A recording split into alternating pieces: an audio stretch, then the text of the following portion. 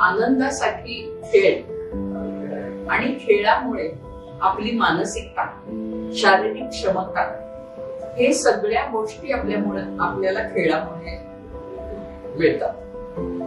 सशक्त समर्थ मन खेळामुळे आपल्याला तयार होतं. आणि खेळ हे तुम्हाला जीवनात कसं जगावं हे खेळ शिकवत असतात. प्रत्येक व्यक्तीने आपापली क्षमता आणि आपापली आवड जोपासून खेळलं पाहिजे. म्हणजे प्रत्येक व्यक्ती म्हणजे मी लहानापासून वृद्धांपर्यंत खेळलं पाहिजे. आनंदासाठी खेळ हे ब्रीदवाक्य माझं आहे असं म्हटलं तरी चालेल.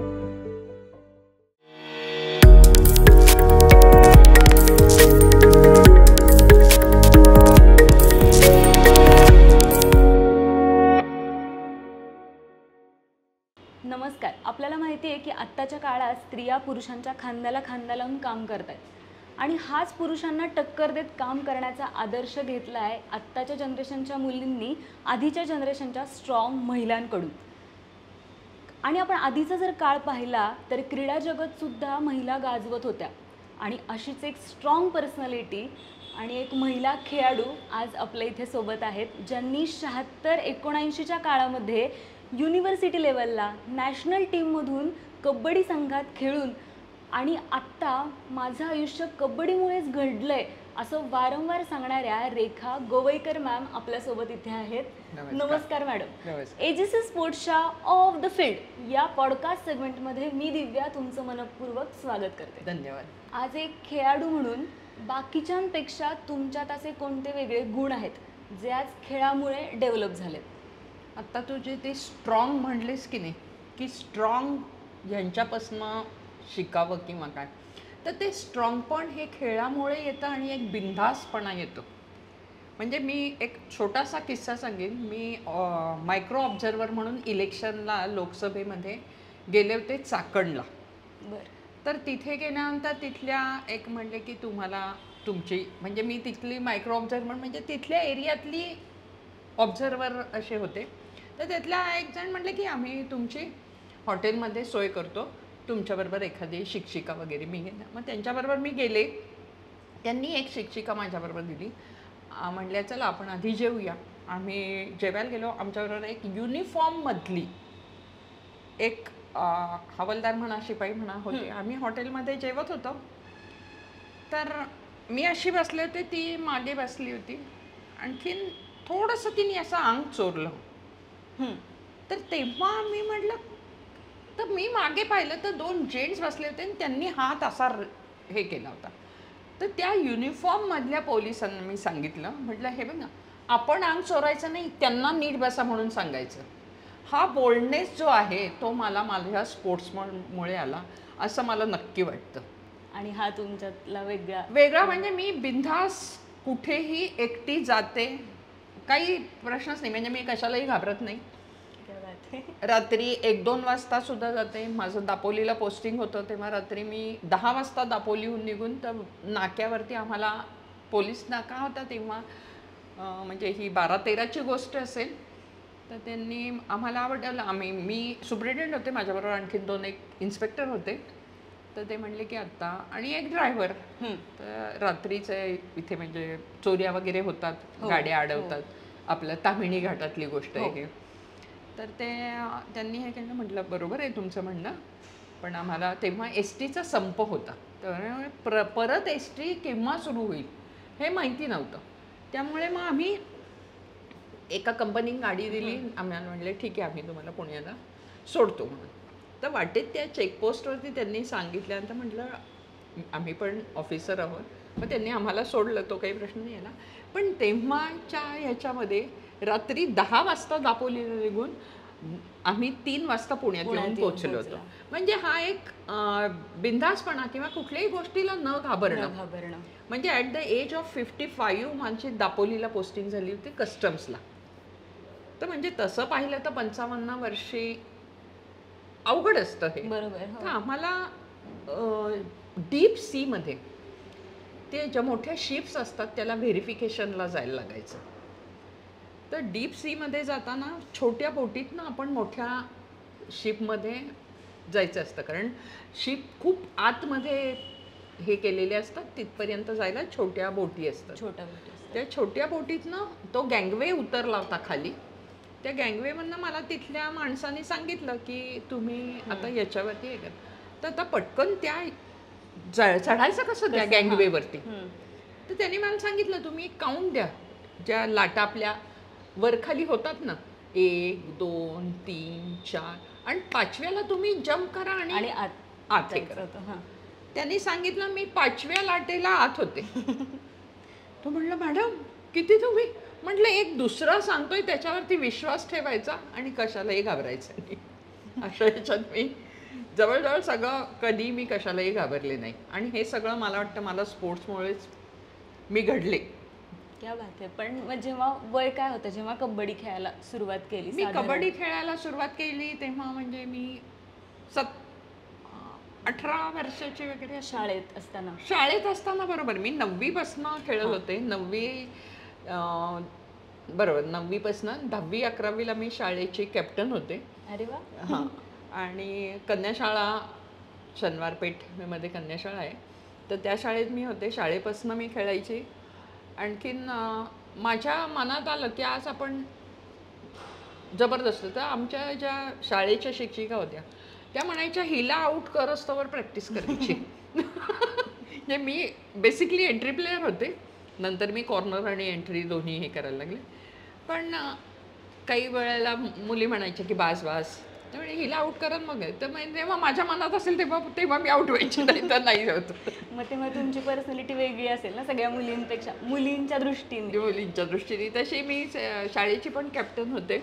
त्यामुळे हां, शाळेची आमच्या संघाची सुद्धा मी आधी एक सुनंदा म्हणून होती, नंतर मी होते.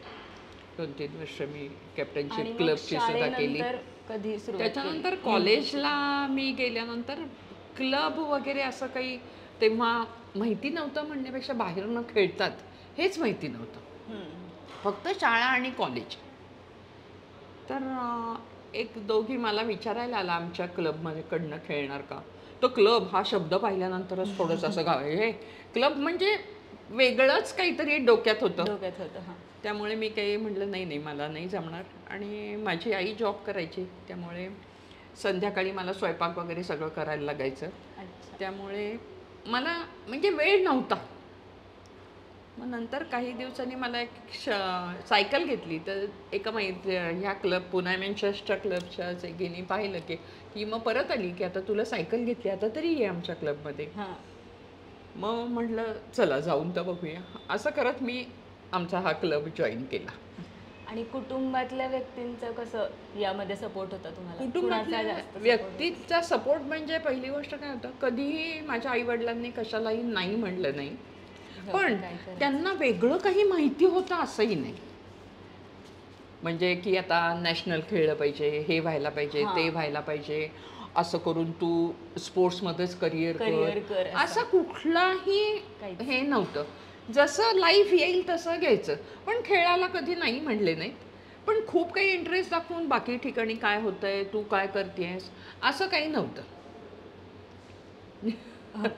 आणि आयुष्यात अशी कोणती तुमच्या आदर्श व्यक्ती आहे की जिच्याकडून तुम्हाला प्रेरणा मिळाली आणि तुम्ही आज इथेपर्यंत आलात? पहिली गोष्ट मी जे सांगितलं ना की एम किंवा असं काहीही नव्हतं की कबड्डीतच कबड्डीत किंवा मला इकडेच नोकरी करायची, मला नोकरी लागलीच पाहिजे, मी असंच केलं पाहिजे, तसं काहीच कुठल्याही प्रकारचं एम नव्हतं. पण नशीब म्हणा किंवा काय म्हणा, सगळं सहज घडत गेलं. तुम्हाला कशात करायचं होतं मग करिअर? तेच सांगते ना, तेव्हा एवढं नव्हतंच. म्हणजे करिअर करायचं आहे किंवा मला असंच करायचं आहे, मला इकडेच नोकरी करायची आहे, मला तिकडेच नोकरी करायची आहे, काही नाही. जसं लाईफ आलं तसं मी घेतलं. मला कुठल्याही प्रकारचं असं एम नव्हतं म्हटलं तरी चालेल. आणि घरी शिक्षणाबद्दल सुद्धा खूप हे नव्हतं. वडील म्हणायचे हां पास आहेस का? नाही. मग कुठल्या विषयात नापास झाली आहेस? मग आणखीन किती मुलं नापास झाली आहेत? इन जनरल तेव्हा इंग्लिश गणित मध्ये बरं एवढी आहेत का, ठीक आहे, म्हणजे ॲव्हरेज आहे असं ते म्हणायचे आणि सोडून द्यायचे. ते कुठेही आमच्याकडे कुठल्याच प्रकारचं प्रेशरही नव्हतं आणि काही नव्हतं. कॉलेजमध्ये खेळलात का? हां, कॉलेजमध्ये मी SP कॉलेजला होते. हो. कॉलेजकडनंही मी खेळले, कॉलेजची कॅप्टन होते. आणि तेव्हा काय होतं, खो खो आणि कबड्डी या 2 खेळांना कॉलेजमध्ये, कबड्डीला मुली कमी पडतात, खो खोलाही कमी पडायच्या. त्यामुळे त्या खो खोच्या मुलींसाठी मी खो खो खेळायची आणि कबड्डीसाठी खो खोच्या काही मुली कबड्डी खेळायच्या. तर तेव्हा एका मॅचमध्ये मी खो खोला हे खेळल्यानंतर मला शिट्टी वाजल्यानंतर मी उठून चालायला लागले. कारण कबड्डीमध्ये एवढ्या त्या खो खोमध्ये कसं फाऊल झाला की शिट्ट्या, फाऊल झाला की शिट्ट्या. त्यामुळे शिट्टी झाल्यानंतर मला वाटलं आपलं झालं, मी निघून गेले. असं थोडंफार काही काही गमती जमती झाल्या. या ह्याच्यामध्ये कुठली मैत्रीण तुमची जवळची आहे का कबड्डी रिलेटेड, की जी तुमच्यासोबत बरेच किस्से आहेत तुमचे खेळाच्या रिलेटेड? नाही, म्हणजे जवळची मैत्रीण म्हणण्यापेक्षा माझा स्वभाव असा आहे, मी खूप कोणाच्या जवळ जात नाही आणि खूप कोणाशी माझं भांडणही नसतं. पण कोणाच्याही घरी जा, रोज जा, हिच्याबरोबर तिकडे फिरा, इकडे फिरा, रादर मला वेळ नव्हता म्हणा किंवा काही म्हण, पण माझा तो स्वभाव नाही. खूप कोणाशी घट्टही नाही, पण कोणाशी माझी म्हणजे भांडण पण नाही असं. आणि त्याच्यामध्ये एक किस्सा जो म्हणला तर माझी आमच्या क्लबमध्ये सुनंदा मोरे, तेव्हाची आत्ताची सुनंदा सणस, तिला फ्रॅक्चर झालं होतं आणि आमच्या मॅचेस चालू होत्या. तर तिने तिथं बसल्या बसल्या ते प्लॅस्टर काढून टाकलं आणि ती मैदानावर उतरली. बापरे. म्हणजे इतकं ते असं म्हणतो ना सुरसुरी येणं, पॅशन आणि अगदी पॅशनेटली. हां, ते एक तिचा हे म्हणजे मला जो आठवतो. आणि मी जेव्हा नवीन ह्या क्लबमध्ये आले तेव्हा ती बऱ्यापैकी जुनी आणि स्ट्रॉंग होती. तर तिने एकदा मी तिचा पाय धरला आणि तिने तो काढल्यानंतर माझ्या हाताला मुंग्या आल्या त्या. इतका फोर्स होता तिच्या याच्यामध्ये. त्यामुळे तेव्हा मला तिचा खेळ आवडायचा.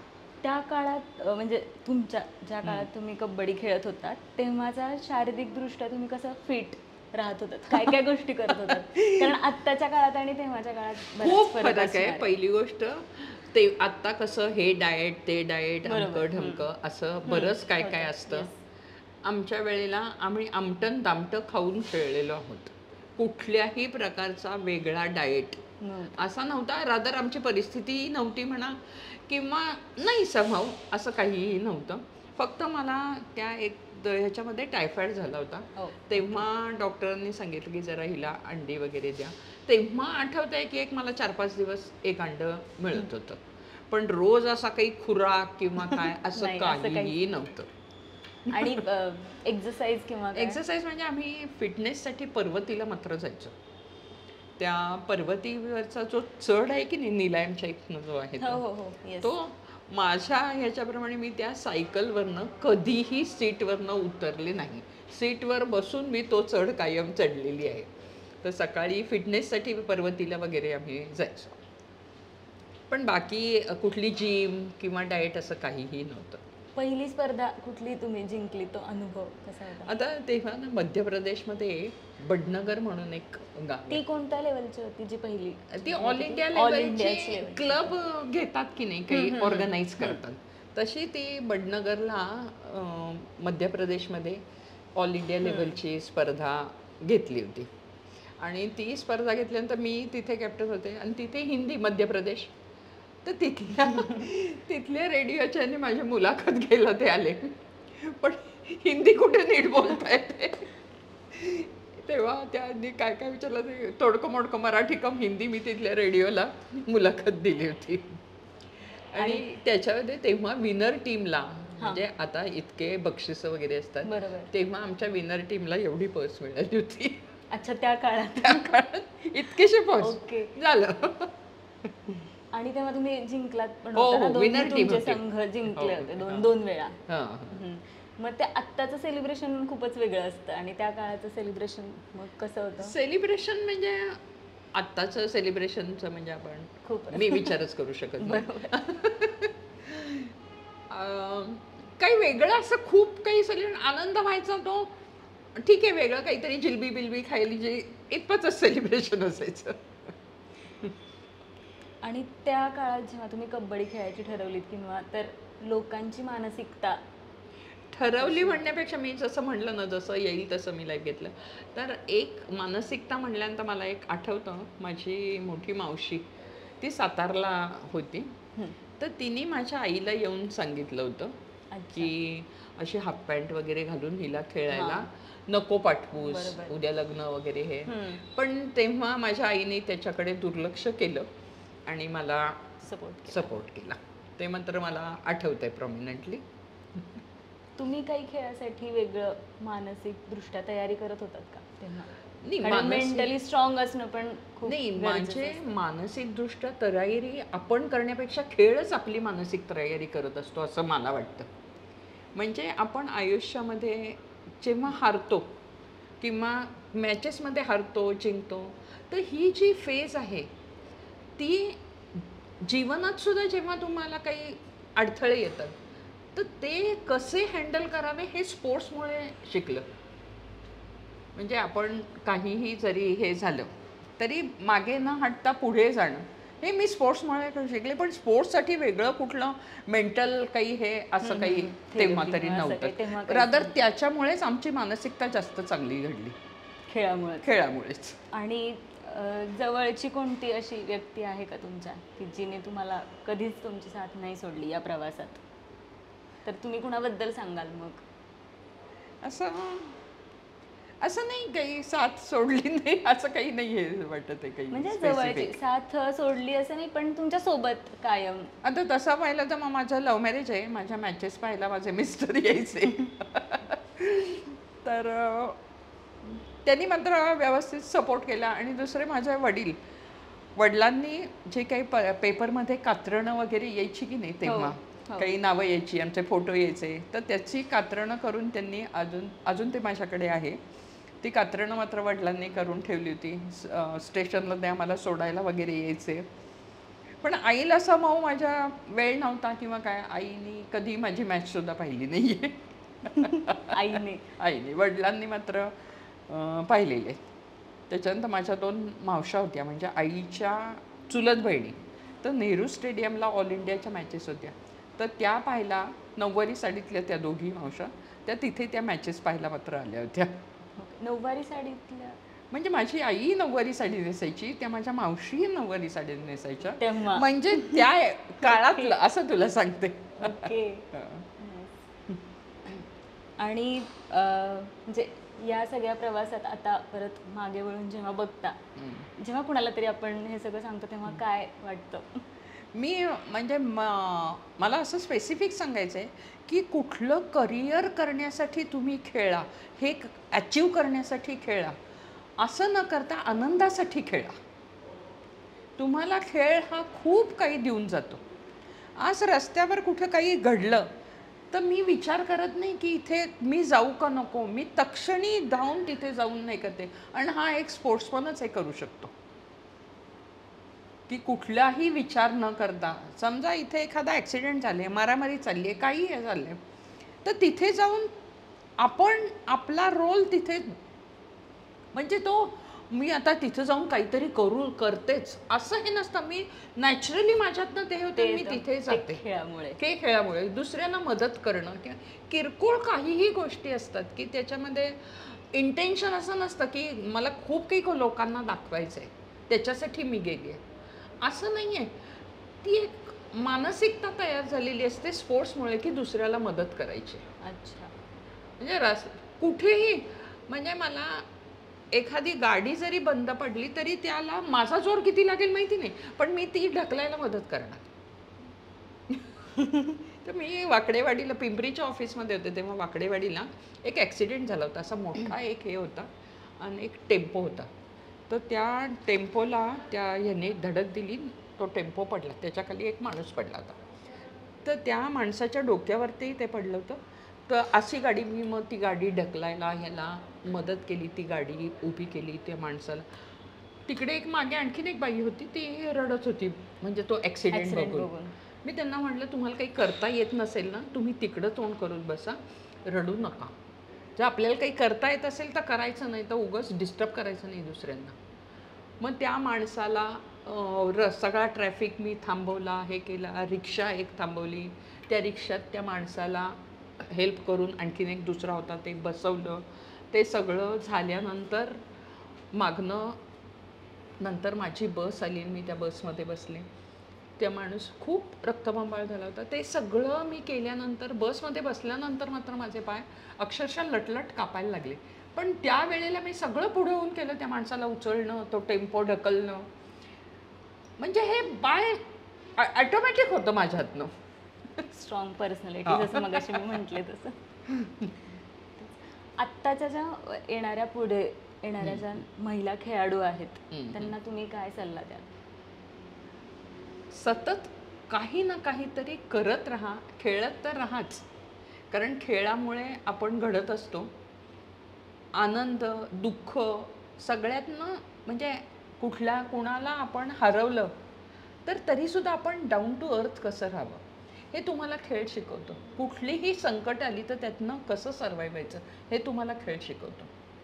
तर खेळ म्हणजे फक्त कुठलं तरी अचीव करण्यासाठी नाही, जीवन जगण्याची ती एक तुम्हाला मिळालेली ताकद आहे. खेळामुळे पूर्ण माणूस घडत असतो असं माझा पूर्ण विश्वास आहे. सगळ्यांनी काही ना काहीतरी खेळावं, पार अगदी म्हणजे म्हाताऱ्या माणसापासून याच्यापर्यंत लहान मुलांपर्यंत. खेळासारखा आनंद नाही. उद्या बागेत जरी तुम्ही गेलात, एखादा बॉल घेतला, तो बॉल एकमेकांकडे टाकला तर त्यातनं सुद्धा एक वेगळा आनंद मिळत असतो. तो खेळ म्हणजे काही खूप कुणी मॅच वगैरे नसते, पण तो एक आनंद असतो. तर तो सगळ्यांनी आनंदासाठी खेळावं.